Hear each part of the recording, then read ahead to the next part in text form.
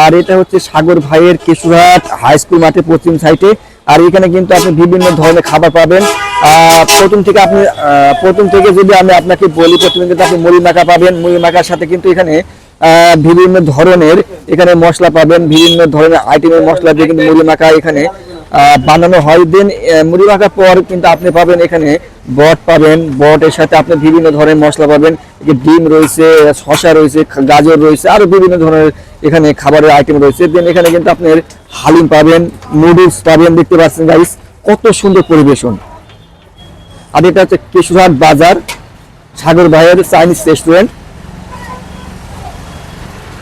আর দেখুন কত সুন্দর এই খাবার পরিবেশন। এখানে হালিম পাবেন, শসা আছে, নুডলস রয়েছে, আরো বিভিন্ন ধরনের এখানে খাবার পাবেন।